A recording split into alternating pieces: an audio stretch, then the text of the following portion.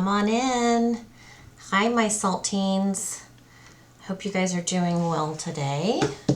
As you'll notice, there's a little bit of a change going on with this this episode. So if you're not aware, I actually destroyed my new laptop. I poured an entire cup of hot coffee on it, and yeah, it's gone. It's not working. I tried rice. I tried blow drying. I even took off the back cover and sponged out all the coffee out, and oh my goodness. So I'll get back to doing regular videos, but I'm gonna have to do this option just for this episode, hopefully. Come on in. And yeah, that's an old picture of myself up there. I'm trying to see where I'm at. It looks, I think I'm gonna guess.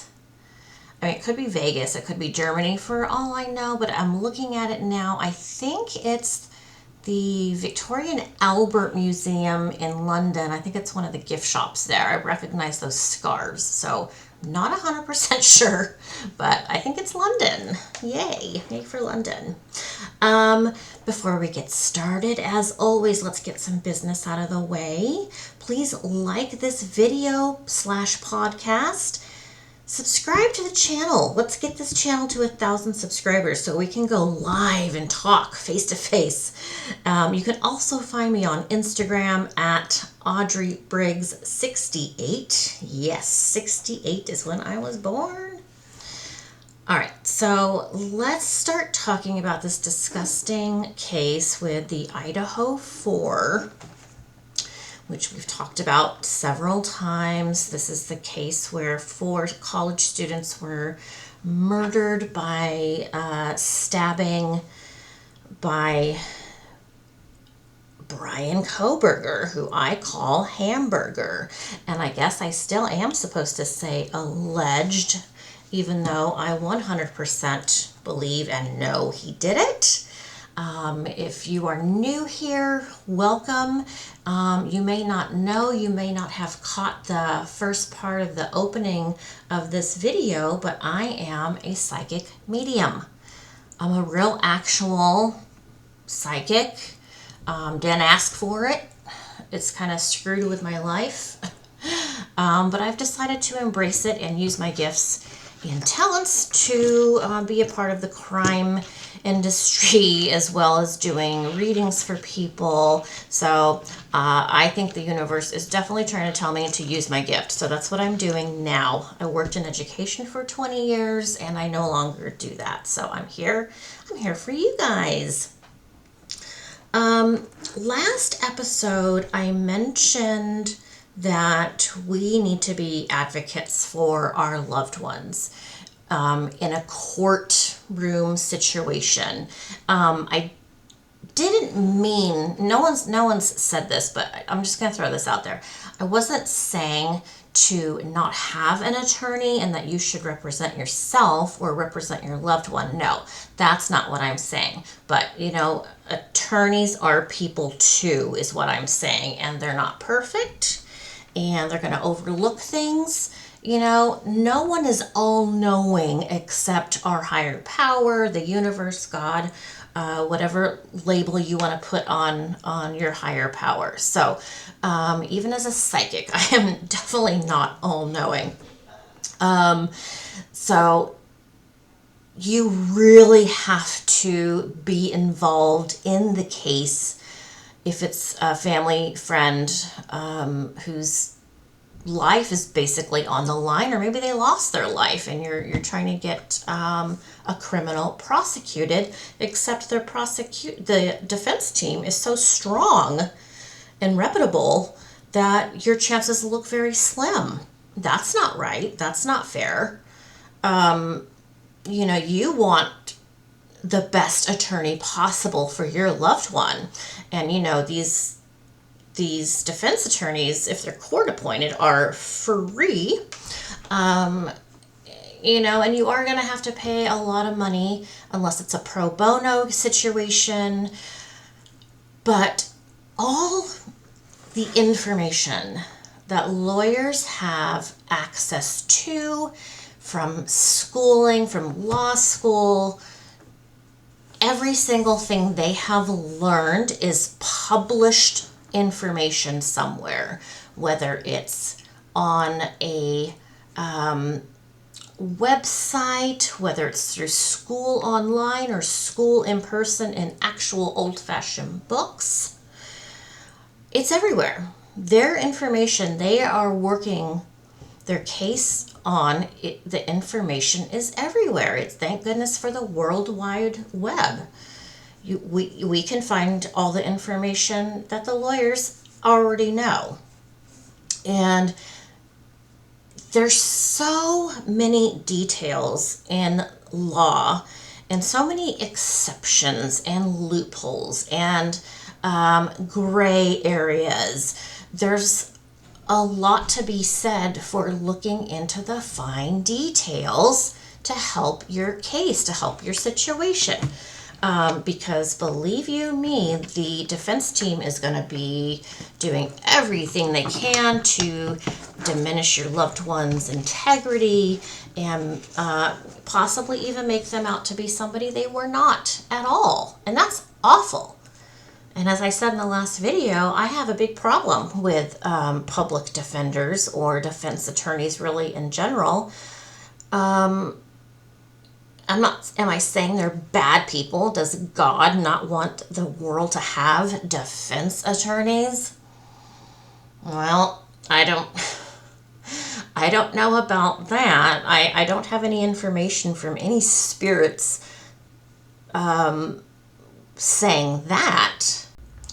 But what I am saying is that if you have a criminal, yes, they have rights. Shockingly, they have too many rights, in my opinion. But that's not how it should be. If they've committed the crime and that was proven, then they do the time. And if there's death penalty, then that's another bag of tricks. These situations where cases are thrown out of the court are crazy.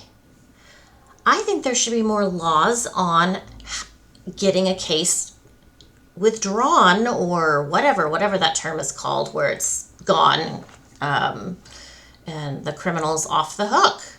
I think there needs to be tighter guidelines for that sort of thing to happen, especially in a murder case or, just really anything.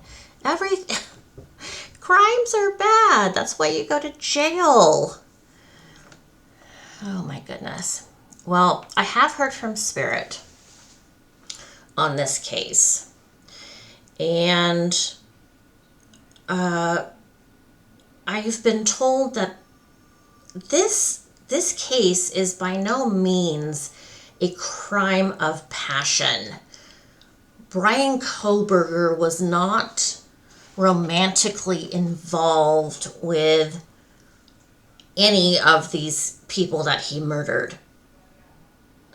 So that needs to be off the table. This wasn't some situation where one of the girls, it could have been the boy too, but let's just assume he was trying to date one of the girls. He wasn't hurt by one of the girls, whether it's Sana, Kaylee, or Maddie. So that needs to be thrown out, because I'll tell you right now, what's going to happen is these girls are going to be made to look like they are partiers and that they have no discretion and that they have no integrity and that they lead men on and that they give men a wrong impression of who they are, and that signals were given. And all this information is from Spirit. This is not something I've read anywhere. This is what Spirit's showing me. Also, this is very, very important from Spirit. So, you know, how do I get my information from Spirit? Well, obviously, I think about these crime cases throughout the day. Sometimes I even dream about them, but just throughout the day. And Spirit doesn't always comment or give me information, but in this case, they have. And this isn't the first time. So what Spirit wants everyone to know is these kids were an easy target. And when I say these kids, I'm talking about the 4 students who were murdered. So Ethan, Zaina, Maddie, and Kaylee. And Bryan Kohberger knew and noticed that they were an easy target. He knew about the ins and outs of the house and the parties and the events going on at the house. He could easily get in and check out the scene. He could get in and out with really not being noticed too much. And I say noticed too much because he is kind of a unique looking person. And I think if you saw him, you'd be like, oh my God, yikes, who's that guy, right? But, you know, a lot of the times when those parties were going on, people were either on drugs or drinking alcohol. And so, you know, there goes our memory of the night's events of who exactly was coming in and out. So it's not like anyone would for sure remember if they saw Bryan at any point in that house. So, this is important to know because this was not a sudden crime. This was very, very well laid out. He chose them as targets. He's a predator. Again, he's getting all of his desires and his, I guess it's just desire. He really wanted to do this. He wanted to be a mass murderer. He wanted to have something major like this, to plan and execute it. And he did. And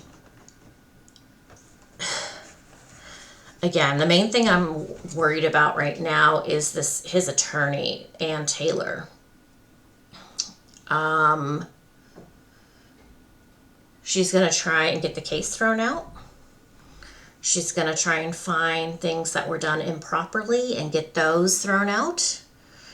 And again, the residents of Idaho are paying this woman $8,000 a week minimum to do this so that this killer can roam free among the rest of the population of the world.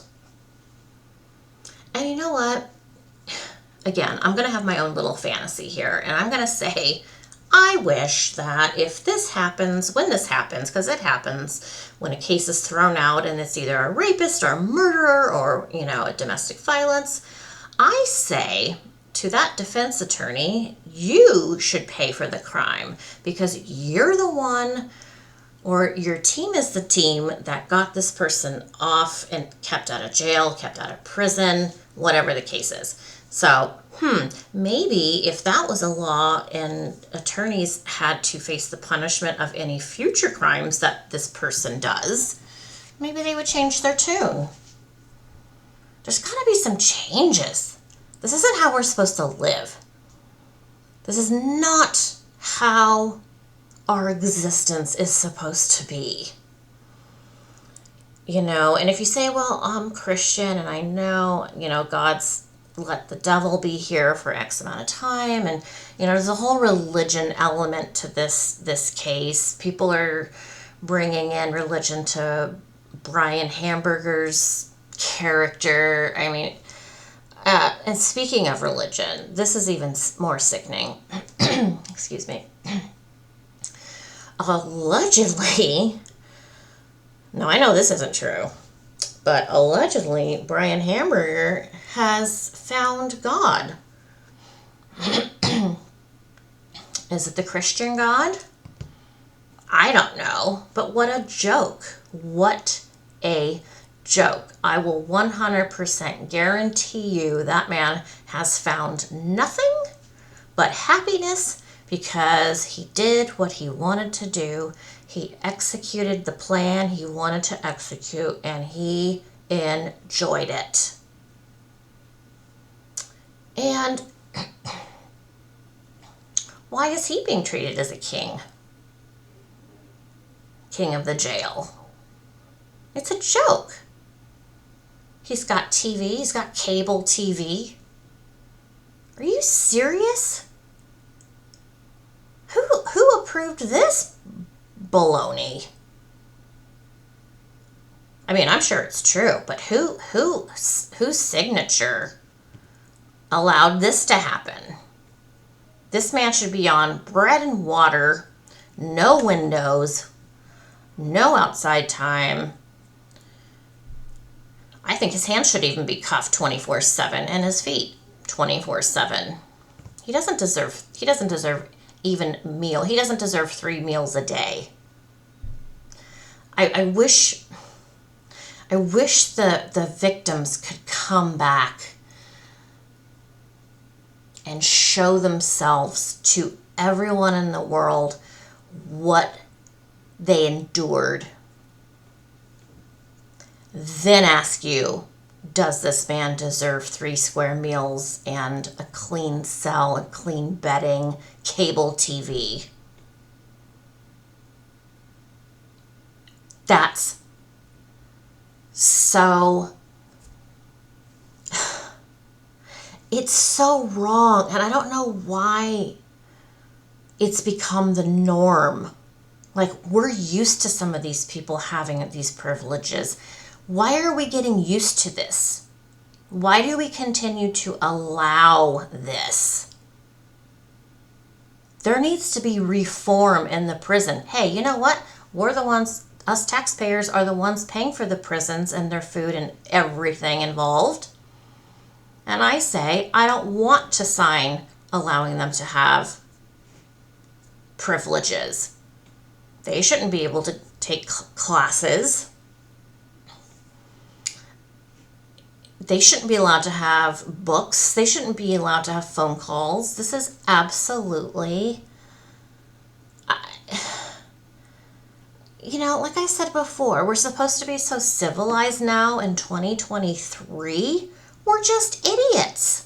We're idiots to let this happen. Come on. Now, I'm a nice person. I don't want to hurt anybody. But something has to be done to these people who are killing people and raping people and all these other horrible crimes that are out there. Why has it become normal? We're desensitized to these crimes. The whole world has become desensitized. What a shame that is, because I'll tell you what. Your loved ones who are passed at the hands of a murderer are not desensitized. And they're the ones that show me things. It's like a spirit may come in and say, oh my gosh, Audrey, this was just so bad, and this is what they did first, and then they did this, and then I heard them doing this other thing. I was still alive at this point. Spirits show me so many times the absolute crime itself, like in real time, and they go through, they make me smell things. I can smell blood. I can smell maybe if they were murdered in the dirt outside. I can smell the dirt. I can see the trees. I can see the moon. Spirits put me in their position of their death, and I experience it. So yes, I have experienced death many, many, many times. Both a natural death and a murder. And it's hard on my body, but like I said at the beginning of this video, this is my calling, I guess. I don't know if that's the right word, but I was given this ability for a reason. We can't forget those who have been violated. And although spirits do not want revenge, they also don't want this to happen to anyone else. They don't want crimes to happen. They want us to be protected. They want change. They want safety. And you need to know that. So that's all I have today for this Idaho 4 case. Again, the information from Spirit is this was not a crime of passion. No one who was murdered in that house was leading on Bryan Kohberger romantically or otherwise. And again, Spirit shows me that these 4 students were specifically targeted by Bryan Kohberger to kill them. It was a long, detailed, well thought out plan on his part. So I will leave you with that. But before you go, if you haven't already, please like this video, hit that subscribe button, share me all over the place. You can just hit the share button. And check me out on Instagram, where I post some random things going on in my life. Oh, and by the way, my husband and son have COVID on top of everything else. So it's another reason why I'm doing audio instead of video, because I'm kind of running all over the place taking care of my 2 boys right now. So you guys take care, stay safe, and I'll see you super soon. Okay, ciao, bye.